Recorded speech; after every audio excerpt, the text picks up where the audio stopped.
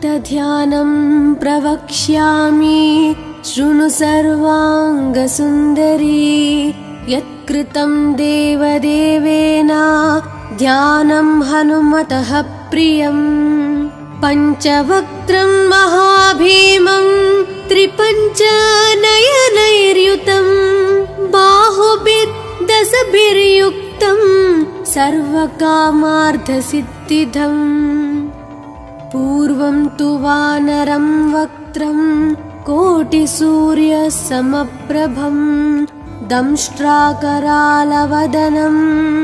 भ्रुकुटीकुटिलेक्षणम् अस्यैव दक्षिणं वक्त्रं नारसिंहं महाद्भुतम् अत्युग्रतेजवपुषं भीषणं भयनाशनम्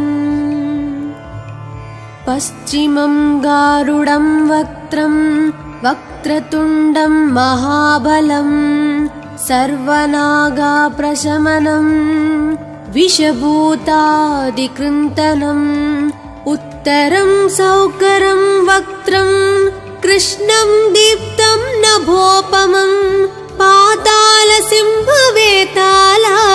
ज्वररोगादिकृन्तनम् ऊर्ध्वं हयाननं घोरं दानवान्तःकरं परम् येन वक्त्रेण विप्रेन्द्र तारकख्यं महासुरम् जगानसरसं तत्स्यात् सर्वशास्त्रहरं परं ध्यात्वा पञ्चमुखं रुद्रं हनुमन्तं दयानिधिम् खड्गं त्रिशूलं खट्वाङ्गं पाशाङ्कुशपर्वतं मुष्टिं कौमदकीं वृक्षं धारयन्तं कमण्डलम् बिन्दिपालं ज्ञानमुद्रां दशाभिमुनिपुङ्गवम् एतानि युधजालानि धारयन्तं भजाम्यहम् प्रीतासनोपविष्टं तं सर्वाभरणभूषितं दिव्यमाल्याम्बरधरं दिव्यगन्धानुलेपनम् सर्वाश्चर्यमयं देवं हनुमद्विश्वतोमुखं पञ्चास्यम् अच्युतम् अनेक विचित्रवर्णावक्त्रं शशाङ्कशिखरं कपिराजवर्यं पीताम्बरादिमुखतैरूपशोभिताङ्गम् पिङ्गाक्षम् आद्यम् अनिशं मनसा स्मरामि मर्कतीशं महोत्साहं सर्वाश्रुहरं परं शत्रुसंहारमां रक्ष श्रीमन्नापडनुद्धर ॐ हरिमरकटमरकटमन्त्रमिदं परिलिख्यति लिख्यति वामतले यदि नश्यति नश्यति शत्रुकलां यदि मुञ्चति मुञ्चति वामलता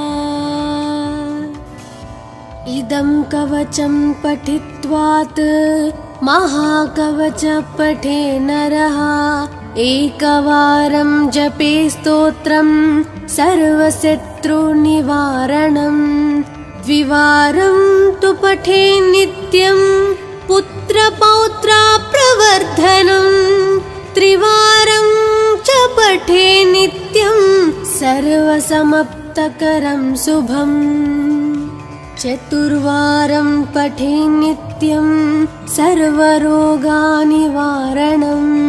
पञ्चवारं पठे नित्यं सर्वलोकवशङ्करम् षड्वारं च पठे नित्यं सर्वदेवावशङ्करम् सप्तवारं पठे नित्यं सर्वसौभाग्यदायकम् अष्टवारं पठे नित्यं मिष्टकामार्थसिद्धिदम् नववारं पठे नित्यं राजभोगमवाप्युनात् दशवारं पठे नित्यं त्रैलोक्यज्ञानदर्शनं रुद्रावृत्तिं पठे नित्यं सर्वसिद्धिर्भवेर्ध्रुवम् कवचस्मतरणेनैव महाबलमवाप्नुयात् सुदर्शनसंहितायां श्रीरामचन्द्रसीताप्रोक्तं श्रीपञ्चमुखहनुमत्कवचं सम्पूर्णम् अथ ध्यानं प्रवक्ष्यामि शृणु सर्वाङ्गसुन्दरी यत्कृतं देवदेवेन ध्यानं हनुमतः प्रियं पञ्चवक्त्रं महाभीमं त्रिपञ्चनयनैर्युतं बाहुभिर्दशभिर्युक्तं सर्वकामार्थसिद्धिदम् पूर्वं तु वानरं वक्त्रं कोटिसूर्यसमप्रभं दंष्ट्राकरालवदनं भ्रुकुटीकुटिलेक्षणम् अस्यैव दक्षिणं वक्त्रं नारसिंहं महाद्भुतम् अत्युग्रतेजवपुषं भीषणं भयनाशनम् पश्चिमं गारुडं वक्त्रं वक्रतुण्डं महाबलं सर्वनागाप्रशमनं विषभूतादिकृन्तनम् उत्तरं सौकरं वक्त्रं कृष्णं दीप्तं नभोपमं पातालसिंहवेताल ज्वररोगादिकृन्तनम् ऊर्ध्वं हयाननं घोरं दानवान्तकरं परम् येन वक्त्रेण विप्रेन्द्र तारकख्यं महासुरम् जगानसरसं तत्स्यात् सर्वशास्त्रहरं परं ध्यात्वा पञ्चमुखं रुद्रं हनुमन्तं दयानिधिम् खड्गं त्रिशूलं खट्वाङ्गं पाशाङ्कुशपर्वतं मुष्टिं कौमदकीं वृक्षं धारयन्तं कमण्डलं बिन्दिपालं ज्ञानमुद्रां दशाभिमुनिपुङ्गवम् एतानि युधजालानि धारयन्तं भजाम्यहम् प्रीतासनोपविष्टं तं सर्वाभरणभूषितं दिव्यमाल्याम्बरधरं दिव्यगन्धानुलेपनम् सर्वाश्चर्यमयं देवं हनुमद्विश्वतोमुखं पञ्चास्यम् अच्युतम् अनेक विचित्रवर्णावक्त्रं शशाङ्कशिखरं कपिराजवर्यं पीताम्बरादिमुखतैरूपशोभिताङ्गम् पिङ्गाक्षम् आद्यम् अनिशं मनसा स्मरामि मर्कतीशं महोत्साहं सर्वाश्रुहरं परं शत्रुसंहार मां रक्ष श्रीमन्नापडनुद्धर ॐ हरिमरकटमरकटमन्त्रमिदं परिलिख्यति लिख्यति वामतले यदि नश्यति नश्यति शत्रुकलां यदि मुञ्चति मुञ्चति वामलता इदं कवचं पठित्वात् महाकवच पठे नरः एकवारं जपे स्तोत्रं सर्वशत्रुनिवारणं द्विवारं तु पठे नित्यं पुत्रपौत्रा प्रवर्धनम् त्रिवारं च पठे नित्यं सर्वसमप्तकरं शुभम् चतुर्वारं पठे नित्यं सर्वरोगानिवारणम् पञ्चवारं पठे नित्यं सर्वलोकवशङ्करम् षड्वारं च पठे नित्यं सर्वदेवावशङ्करम् सप्तवारं पठे नित्यं सर्वसौभाग्यदायकम् अष्टवारं पठे नित्यं मिष्टकामार्थसिद्धिदम् नववारं पठे नित्यं राजभोगमवाप्नुयात् दशवारं पठे नित्यं त्रैलोक्यज्ञानदर्शनम् रुद्रावृत्तिं पठे नित्यं सर्वसिद्धिर्भवेर्ध्रुवम् कवचस्मतरणेनैव महाबलमवाप्नुयात् सुदर्शनसंहितायां श्रीरामचन्द्रसीताप्रोक्तं श्रीपञ्चमुखहनुमत्कवचं सम्पूर्णम् अथ ध्यानं प्रवक्ष्यामि शृणु सर्वाङ्गसुन्दरी यत्कृतं देवदेवेन ध्यानं हनुमतः प्रियम् पञ्चवक्त्रं महाभीमं त्रिपञ्चनयनैर्युतं बाहुभिर्दशभिर्युक्तं सर्वकामार्थसिद्धिदम् पूर्वं तु वानरं वक्त्रं कोटिसूर्यसमप्रभं दंष्ट्राकरालवदनं भ्रुकुटीकुटिलेक्षणम् अस्यैव दक्षिणं वक्त्रं नारसिंहं महाद्भुतम् अत्युग्रतेजवपुषं भीषणं भयनाशनम् पश्चिमं गारुडं वक्त्रं वक्रतुण्डं महाबलं सर्वनागाप्रशमनं विषभूतादिकृन्तनम् उत्तरं सौकरं वक्त्रं कृष्णं दीप्तं नभोपमं पातालसिंहवेताल ज्वररोगादिकृन्तनम् ऊर्ध्वं हयाननं घोरं दानवान्तकरं परम् येन वक्त्रेण विप्रेन्द्र तारकख्यं महासुरम् जगान सरसं तत्स्यात् सर्वशास्त्रहरं परं ध्यात्वा पञ्चमुखं रुद्रं हनुमन्तं दयानिधिम् खड्गं त्रिशूलं खट्वाङ्गं पाशाङ्कुशपर्वतं मुष्टिं कौमदकीं वृक्षं धारयन्तं कमण्डलम् बिन्दिपालं ज्ञानमुद्रां दशाभिमुनिपुङ्गवम् एतानि युधजालानि धारयन्तं भजाम्यहम्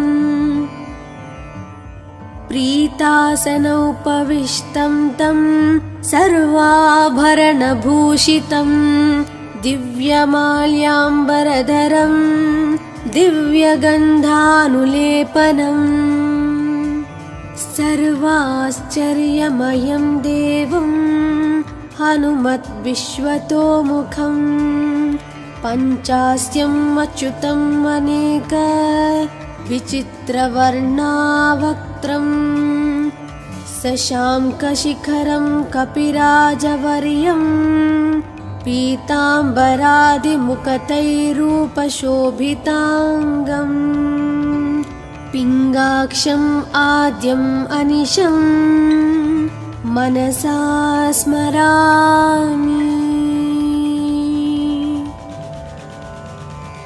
मर्कतीशं महोत्साहं सर्वाश्रुहरं परं शत्रुसंहार मां रक्ष श्रीमन्नापडनुद्धर। ॐ हरिमरकटमरकटमन्त्रमिदं परिलिख्यति लिख्यति वामतले यदि नश्यति नश्यति शत्रुकलां यदि मुञ्चति मुञ्चति वामलता।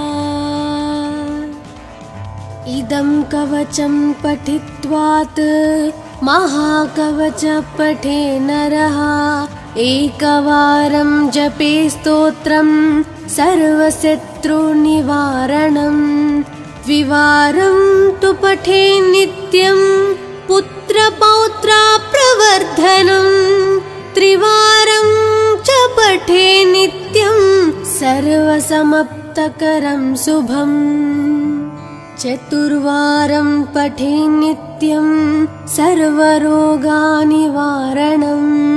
पञ्चवारं पठे नित्यं सर्वलोकवशङ्करं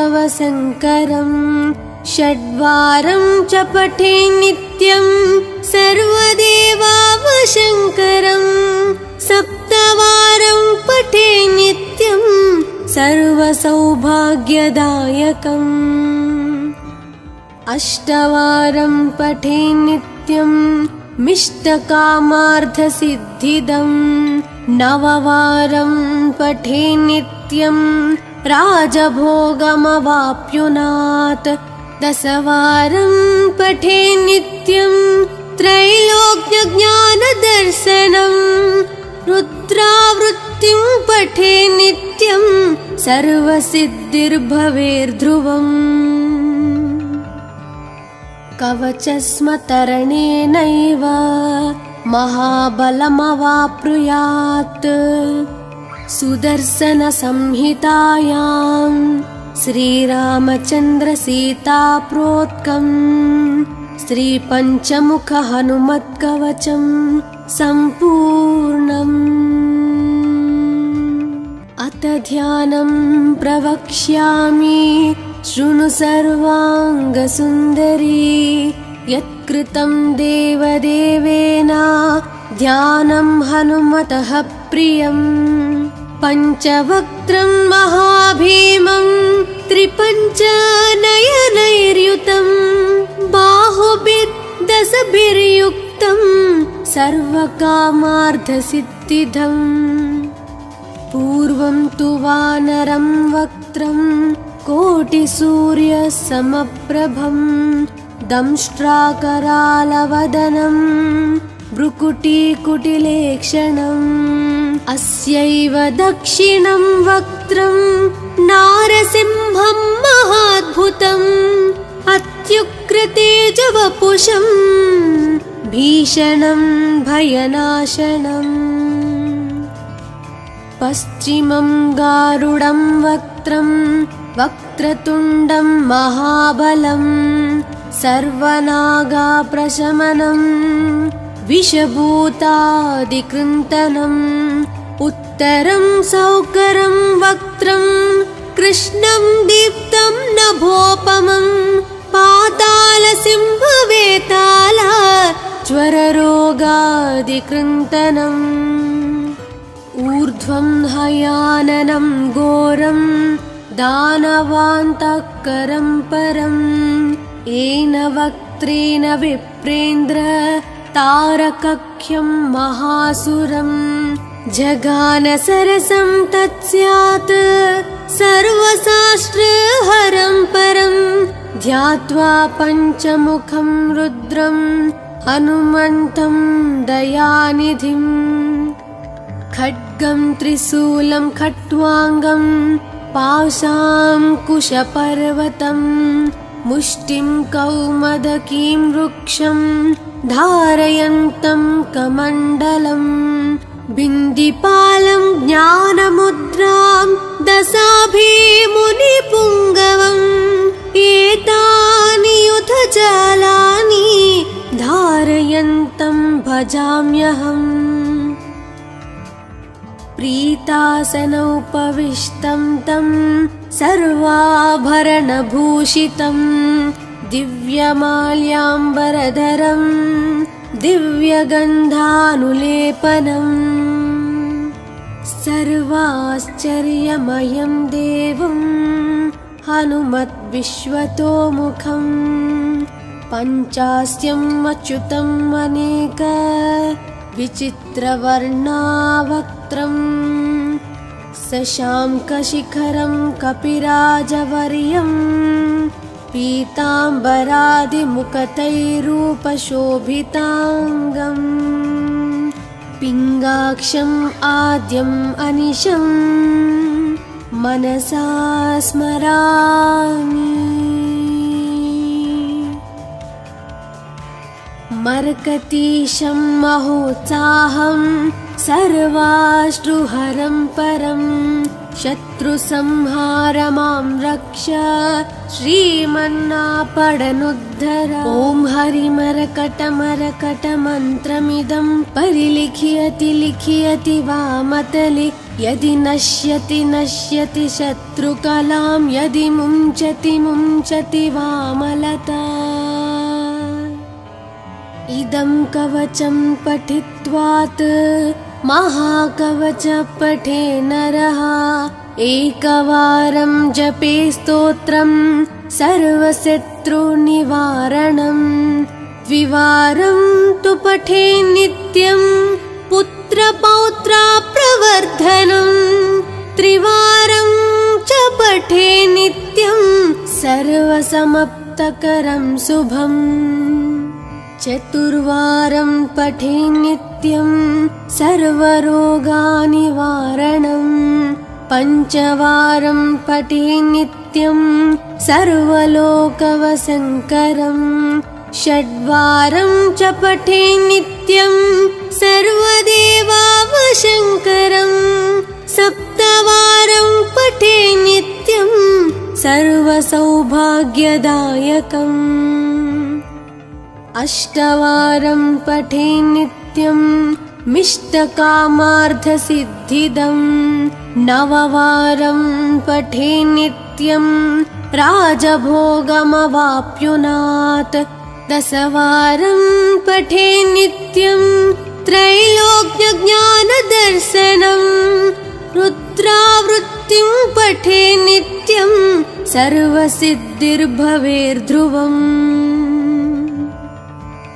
कवचस्मतरणेनैव महाबलमवाप्नुयात् सुदर्शनसंहितायां श्रीरामचन्द्रसीताप्रोक्तं श्रीपञ्चमुखहनुमत्कवचं सम्पूर्णम्। अथ ध्यानं प्रवक्ष्यामि शृणु सर्वाङ्गसुन्दरी यत्कृतं देवदेवेन ध्यानं हनुमतः प्रियम् पञ्चवक्त्रं महाभीमं त्रिपञ्चनयनैर्युतं बाहुभिर्दशभिर्युक्तं सर्वकामार्थसिद्धिदम् पूर्वं तु वानरं वक्त्रं कोटिसूर्यसमप्रभं दंष्ट्राकरालवदनं भ्रुकुटीकुटिलेक्षणम् अस्यैव दक्षिणं वक्त्रं नारसिंहं महाद्भुतम् अत्युग्रतेजवपुषं भीषणं भयनाशनम् पश्चिमं गारुडं वक्त्रं वक्रतुण्डं महाबलं सर्वनागाप्रशमनं विषभूतादिकृन्तनम् उत्तरं सौकरं वक्त्रं कृष्णं दीप्तं नभोपमं पातालसिंहवेताल ज्वररोगादिकृन्तनम् ऊर्ध्वं हयाननं घोरं दानवान्तकरं परम् येन वक्त्रेण विप्रेन्द्र तारकख्यं महासुरं जगानसरसं तत्स्यात् सर्वशास्त्रहरं परं ध्यात्वा पञ्चमुखं रुद्रं हनुमन्तं दयानिधिं खड्गं त्रिशूलं खट्वाङ्गं पाशाङ्कुशपर्वतं मुष्टिं कौमदकीं वृक्षं धारयन्तं कमण्डलं बिन्दिपालं ज्ञानमुद्रां दशाभिमुनिपुङ्गवम् एतानि युधजालानि धारयन्तं भजाम्यहम् प्रीतासनोपविष्टं तं सर्वाभरणभूषितं दिव्यमाल्याम्बरधरं दिव्यगन्धानुलेपनम् सर्वाश्चर्यमयं देवं हनुमद्विश्वतोमुखं पञ्चास्यम् अच्युतम् अनेक विचित्रवर्णावक्त्रम् शशाङ्कशिखरं कपिराजवर्यं पीताम्बरादिमुकुटैरूपशोभिताङ्गम् पिङ्गाक्षम् आद्यम् अनिशं मनसा स्मरामि मर्कतीशं महोत्साहं सर्वाश्रुहरं परं शत्रुसंहारमां रक्ष श्रीमन्नापडनुद्धर ॐ हरिमरकटमरकटमन्त्रमिदं परिलिख्यति लिख्यति वामतले यदि नश्यति नश्यति शत्रुकलां यदि मुञ्चति मुञ्चति वामलता इदं कवचं पठित्वात् महाकवच पठे नरः एकवारं जपे स्तोत्रं सर्वशत्रुनिवारणं द्विवारं तु पठे नित्यं पुत्रपौत्राप्रवर्धनं त्रिवारं च पठे नित्यं सर्वसमाप्तकरं शुभम् चतुर्वारं पठे नित्यं सर्वरोगनिवारणं पञ्चवारं पठे नित्यं सर्वलोकवशङ्करं षड्वारं च पठे नित्यं सर्वदेवावशङ्करं सप्तवारं पठे नित्यं सर्वसौभाग्यदायकम् अष्टवारं पठे नित्यं मिष्टकामार्थसिद्धिदं नववारं पठे नित्यं राजभोगमवाप्नुयात् दशवारं पठे नित्यं त्रैलोक्यज्ञानदर्शनं रुद्रावृत्तिं पठे नित्यं सर्वसिद्धिर्भवेर्ध्रुवम् कवचस्मतरणेनैव महाबलमवाप्नुयात् सुदर्शनसंहितायां श्रीरामचन्द्रसीताप्रोक्तं श्रीपञ्चमुखहनुमत्कवचं सम्पूर्णम् अथ ध्यानं प्रवक्ष्यामि शृणु सर्वाङ्गसुन्दरी यत्कृतं देवदेवेन ध्यानं हनुमतः प्रियम् पञ्चवक्त्रं महाभीमं त्रिपञ्चनयनैर्युतं बाहुभिर्दशभिर्युक्तं सर्वकामार्थसिद्धिदम् पूर्वं तु वानरं वक्त्रं कोटिसूर्यसमप्रभं दंष्ट्राकरालवदनं भ्रुकुटीकुटिलेक्षणम् अस्यैव दक्षिणं वक्त्रं नारसिंहं महाद्भुतम् अत्युग्रतेजवपुषं भीषणं भयनाशनम्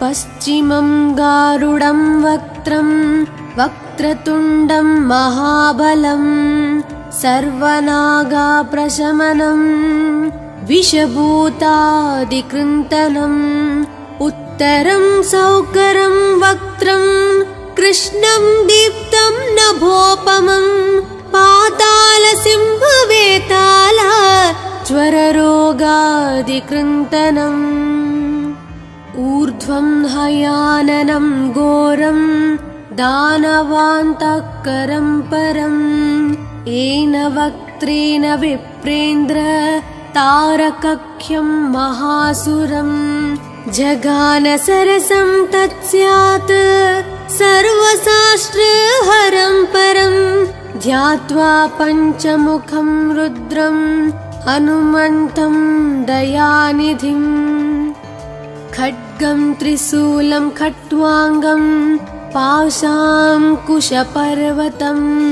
मुष्टिं कौमदकीं वृक्षं धारयन्तं कमण्डलम् बिन्दिपालं ज्ञानमुद्रां दशाभिमुनिपुङ्गवम् एतानि युधजालानि धारयन्तं भजाम्यहम्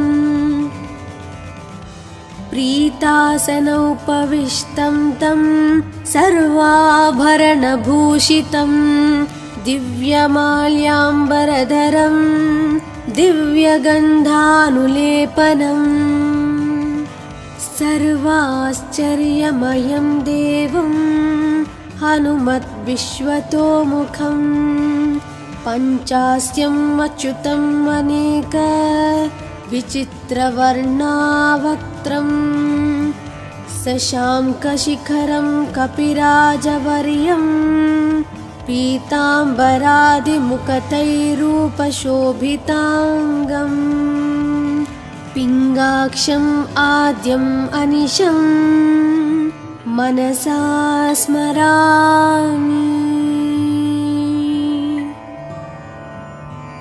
मर्कटीशं महोत्साहं सर्वाश्रुहरं परं शत्रुसंहार मां रक्ष श्रीमन्नापडनुद्धर ॐ हरिमरकटमरकटमन्त्रमिदं परिलिखयति लिखयति वामतले यदि नश्यति नश्यति शत्रुकलां यदि मुञ्चति मुञ्चति वामलता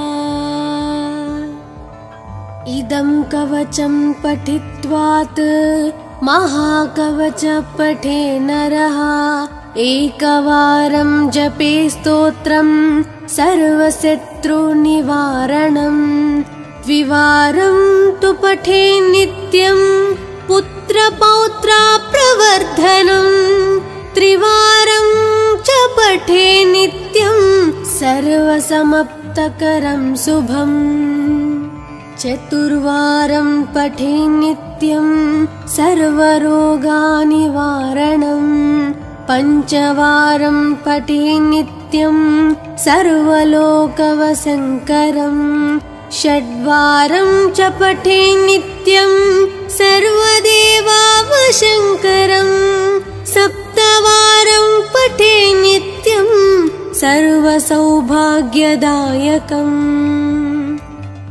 अष्टवारं पठे नित्यं मिष्टकामार्थसिद्धिदम् नववारं पठे नित्यं राजभोगमवाप्नुयात् दशवारं पठे नित्यं त्रैलोक्यज्ञानदर्शनम् रुद्रावृत्तिं पठे नित्यं सर्वसिद्धिर्भवेर्ध्रुवम् कवचस्मतरणेनैव महाबलमवाप्नुयात् सुदर्शनसंहितायां श्रीरामचन्द्रसीताप्रोक्तं श्रीपञ्चमुखहनुमत्कवचं सम्पूर्णम् अथ ध्यानं प्रवक्ष्यामि शृणु सर्वाङ्गसुन्दरी यत्कृतं देवदेवेन ध्यानं हनुमतः प्रियम् पञ्चवक्त्रं महाभीमं त्रिपञ्चनयनैर्युतं बाहुभिर्दशभिर्युक्तं सर्वकामार्थसिद्धिदम् पूर्वं तु वानरं वक्त्रं कोटिसूर्यसमप्रभं दंष्ट्राकरालवदनं भ्रुकुटीकुटिलेक्षणम् अस्यैव दक्षिणं वक्त्रं नारसिंहं महाद्भुतम् अत्युग्रतेजवपुषं भीषणं भयनाशनम् पश्चिमं गारुडं वक्त्रं वक्रतुण्डं महाबलं सर्वनागाप्रशमनं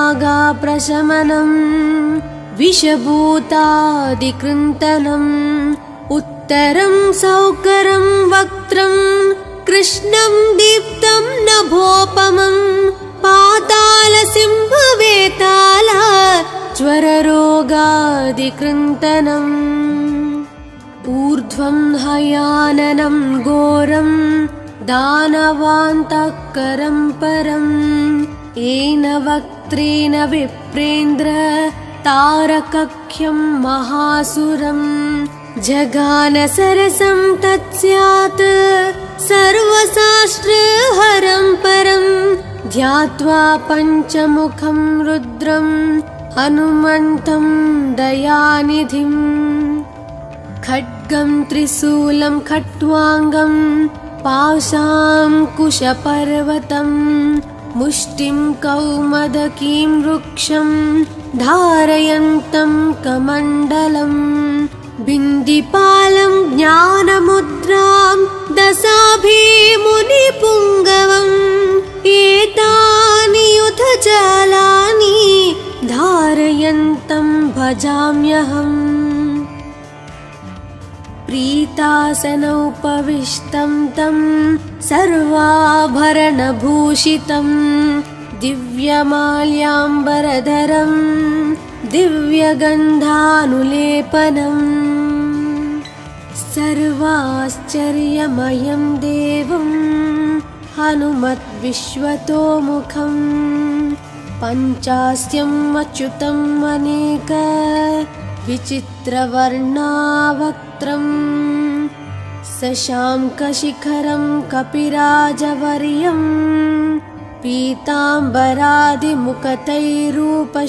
पीताम्बरादिमुखतैरूपशोभिताङ्गम् पिङ्गाक्षम् आद्यम् अनिशं मनसा स्मरामि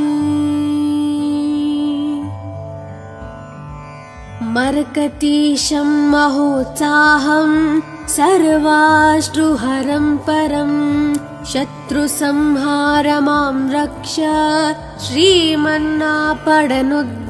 ॐ हरिमरकटमरकटमन्त्रमिदं परिलिखियति लिखियति वामतले यदि नश्यति नश्यति शत्रुकलां यदि मुञ्चति मुञ्चति वामलता इदं कवचं पठित्वात् महाकवच पठे नरः एकवारं जपे स्तोत्रं सर्वशत्रुनिवारणम् द्विवारं तु पठे नित्यं पुत्रपौत्राप्रवर्धनम् त्रिवारं च पठे नित्यं सर्वसमाप्तकरं शुभम् चतुर्वारं पठे नित्यं सर्वरोगनिवारणम् पञ्चवारं पठे नित्यं सर्वलोकवशङ्करम् षड्वारं च पठे नित्यं सर्वदेवावशङ्करम् सप्तवारं पठे नित्यं सर्वसौभाग्यदायकम्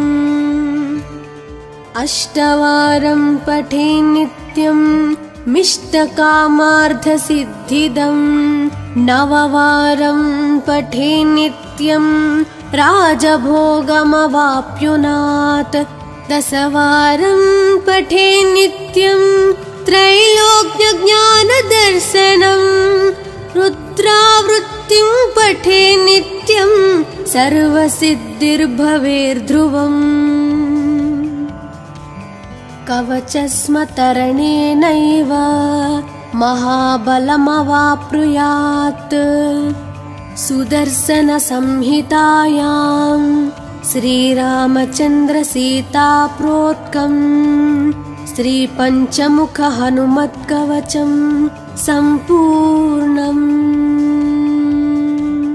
अथ ध्यानं प्रवक्ष्यामि शृणु सर्वाङ्गसुन्दरी यत्कृतं देवदेवेन ध्यानं हनुमतः प्रियम्। पञ्चवक्त्रं महाभीमं त्रिपञ्चनयनैर्युतं बाहुभिर्दशभिर्युक्तं सर्वकामार्थसिद्धिदम्।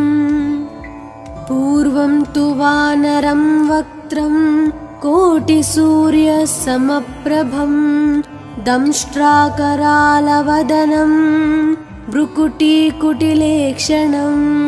अस्यैव दक्षिणं वक्त्रं नारसिंहं महाद्भुतम् अत्युग्रतेजवपुषं भीषणं भयनाशनम्। पश्चिमं गारुडं वक्त्रं वक्रतुण्डं महाबलं सर्वनागाप्रशमनं विषभूतादिकृन्तनम्।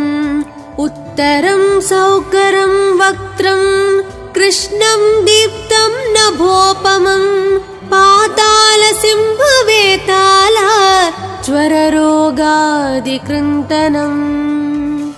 ऊर्ध्वं हयाननं घोरं दानवान्तकरं परं येन वक्त्रेण विप्रेन्द्र तारकख्यं महासुरम्। जगानसरसं तत्स्यात् सर्वशास्त्रहरं परं ध्यात्वा पञ्चमुखं रुद्रं हनुमन्तं दयानिधिम्। खड्गं त्रिशूलं खट्वाङ्गं पाशाङ्कुशपर्वतं मुष्टिं कौमदकीं वृक्षं धारयन्तं कमण्डलम्। बिन्दिपालं ज्ञानमुद्रां दशाभिमुनिपुङ्गवम् एतानि युधजालानि धारयन्तं भजाम्यहम्। प्रीतासनोपविष्टं तं सर्वाभरणभूषितं दिव्यमाल्याम्बरधरं दिव्यगन्धानुलेपनम्।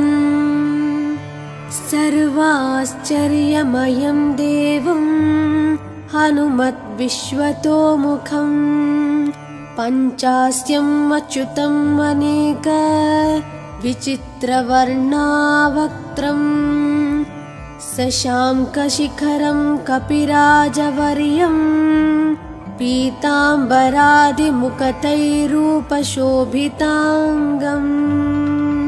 पिङ्गाक्षम् आद्यम् अनिशं मनसा स्मरामि।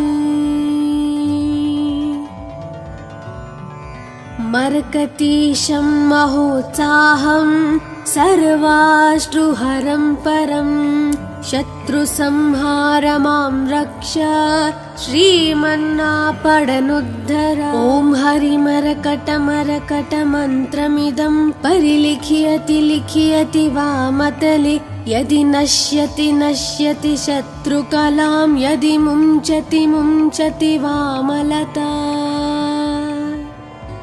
इदं कवचं पठित्वात् महाकवच पठे नरः एकवारं जपे स्तोत्रं सर्वशत्रुनिवारणम्। द्विवारं तु पठे नित्यं पुत्रपौत्राप्रवर्धनम्। त्रिवारं च पठे नित्यं सर्वसमाप्तकरं शुभम्। चतुर्वारं पठे नित्यं सर्वरोगनिवारणम्। पञ्चवारं पठे नित्यं सर्वलोकवशङ्करं। षड्वारं च पठे नित्यं सर्वदेवावशङ्करं। सप्तवारं पठे नित्यं सर्वसौभाग्यदायकम्। अष्टवारं पठे नित्यं मिष्टकामार्थसिद्धिदं। नववारं पठे नित्यं राजभोगमवाप्नुयात्। दशवारं पठे नित्यं त्रैलोक्यज्ञानदर्शनं। रुद्रावृत्तिं पठे नित्यं सर्वसिद्धिर्भवेर्ध्रुवम्। कवचस्मतरणेनैव महाबलमवाप्नुयात्।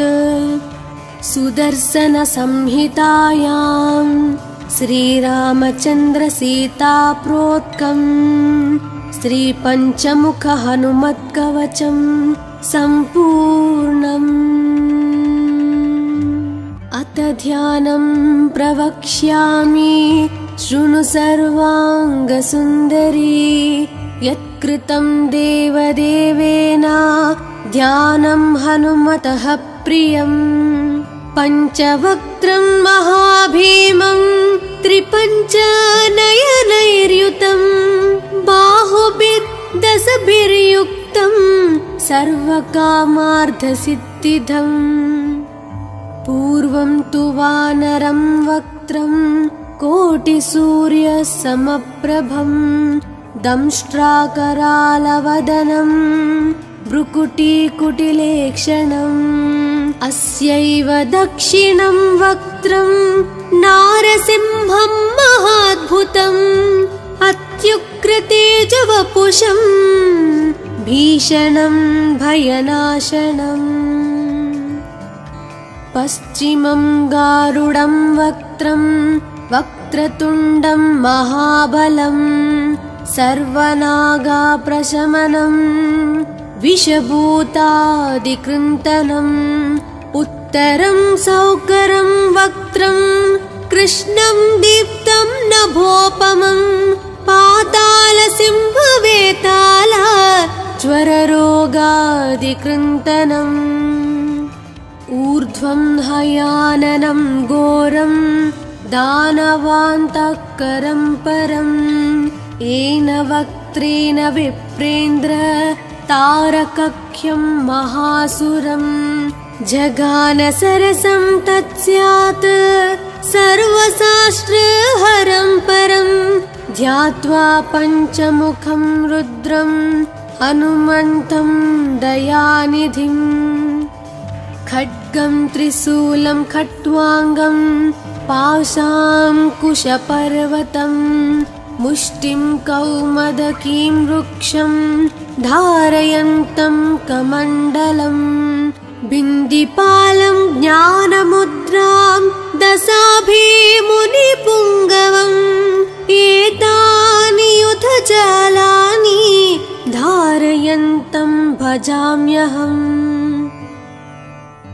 प्रीतासनोपविष्टं तं सर्वाभरणभूषितं। दिव्यमाल्याम्बरधरं दिव्यगन्धानुलेपनम्। सर्वाश्चर्यमयं देवं हनुमद्विश्वतोमुखम्। पञ्चास्यम् अच्युतम् अनेक विचित्रवर्णावक्त्रम्। शशाङ्कशिखरं कपिराजवर्यं। पीताम्बरादिमुखतैरूपशोभिताङ्गम्। पिङ्गाक्षम् आद्यम् अनिशम् मनसा स्मरामि। मर्कतीशं महोत्साहं सर्वाश्रुहरं परं। शत्रुसंहार मां रक्ष श्रीमन्नापडनुद्धर। ॐ हरिमरकटमरकटमन्त्रमिदं परिलिखियति लिखियति वामतले। यदि नश्यति नश्यति शत्रुकलां यदि मुञ्चति मुञ्चति वामलता। इदं कवचं पठित्वात् महाकवच पठे नरः। एकवारं जपे स्तोत्रं सर्वशत्रुनिवारणं। द्विवारं तु पठे नित्यं पुत्रपौत्राप्रवर्धनं। त्रिवारं च पठे नित्यं सर्वसमाप्तकरं शुभम्। चतुर्वारं पठे नित्यं सर्वरोगनिवारणं। पञ्चवारं पठे नित्यं सर्वलोकवशङ्करं। षड्वारं च पठे नित्यं सर्वदेवावशङ्करं। सप्तवारं पठे नित्यं सर्वसौभाग्यदायकम्। अष्टवारं पठे नित्यं मिष्टकामार्थसिद्धिदम्। नववारं पठे नित्यं राजभोगमवाप्नुयात्। दशवारं पठे नित्यं त्रैलोक्यज्ञानदर्शनं। रुद्रावृत्तिं पठे नित्यं सर्वसिद्धिर्भवेर्ध्रुवम्। कवचस्मतरणेनैव महाबलमवाप्नुयात्। सुदर्शनसंहितायां श्रीरामचन्द्रसीताप्रोक्तं श्रीपञ्चमुखहनुमत्कवचं सम्पूर्णम्। अथ ध्यानं प्रवक्ष्यामि शृणु सर्वाङ्गसुन्दरी। यत्कृतं देवदेवेन ध्यानं हनुमतः प्रियम्। पञ्चवक्त्रं महाभीमं त्रिपञ्चनयनैर्युतं। बाहुभिर्दशभिर्युक्तं सर्वकामार्थसिद्धिदम्। पूर्वं तु वानरं वक्त्रं कोटिसूर्यसमप्रभं। दंष्ट्राकरालवदनं भ्रुकुटीकुटिलेक्षणम्। अस्यैव दक्षिणं वक्त्रं नारसिंहं महाद्भुतम्। अत्युग्रतेजवपुषं भीषणं भयनाशनम्। पश्चिमं गारुडं वक्त्रं वक्रतुण्डं महाबलम्। सर्वनागाप्रशमनं विषभूतादिकृन्तनम्।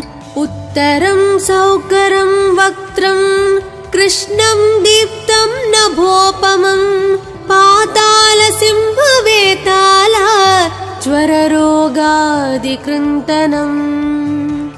ऊर्ध्वं हयाननं घोरं दानवान्तकरं परम्। येन वक्त्रेण विप्रेन्द्र तारकख्यं महासुरम्। जगानसरसं तत्स्यात् सर्वशास्त्रहरं परं। ध्यात्वा पञ्चमुखं रुद्रं हनुमन्तं दयानिधिम्। खड्गं त्रिशूलं खट्वाङ्गं पाशाङ्कुशपर्वतं। मुष्टिं कौमदकीं वृक्षं धारयन्तं कमण्डलम्। बिन्दिपालं ज्ञानमुद्रां दशाभिमुनिपुङ्गवम्। एतानि युधजालानि धारयन्तं भजाम्यहम्। प्रीतासनोपविष्टं तं सर्वाभरणभूषितं। दिव्यमाल्याम्बरधरं दिव्यगन्धानुलेपनम्।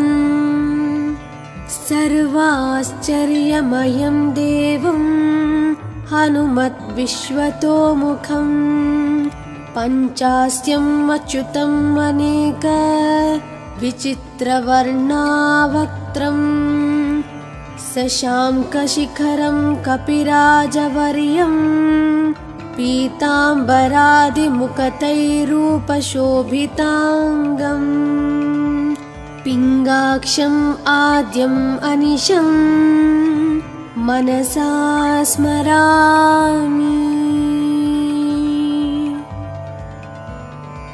मर्कतीशं महोत्साहं सर्वाश्रुहरं परं शत्रुसंहारमां रक्ष श्रीमन्नापडनुद्धर। ॐ हरिमरकटमरकटमन्त्रमिदं परिलिख्यति लिख्यति वामतले यदि नश्यति नश्यति शत्रुकलां यदि मुञ्चति मुञ्चति वामलता। इदं कवचं पठित्वात् महाकवच पठे नरः एकवारं जपे स्तोत्रं सर्वशत्रुनिवारणं द्विवारं तु पठे नित्यं पुत्रपौत्रप्रवर्धनं त्रिवारं च पठे नित्यं सर्वसमाप्तकरं शुभम् चतुर्वारं पठे नित्यं सर्वरोगनिवारणं पञ्चवारं पठे नित्यं सर्वलोकवशङ्करं षड्वारं च पठे नित्यं सर्वदेवावशङ्करं सप्तवारं पठे नित्यं सर्वसौभाग्यदायकम् अष्टवारं पठे नित्यं मिष्टकामार्थसिद्धिदं नववारं पठे नित्यं राजभोगमवाप्नुयात् दशवारं पठे नित्यं त्रैलोक्यज्ञानदर्शनं रुद्रावृत्तिं पठे नित्यं सर्वसिद्धिर्भवेर्ध्रुवम् कवचस्मतरणेनैव महाबलमवाप्नुयात् सुदर्शनसंहितायां श्रीरामचन्द्रसीताप्रोक्तं श्रीपञ्चमुखहनुमत्कवचं सम्पूर्णम्।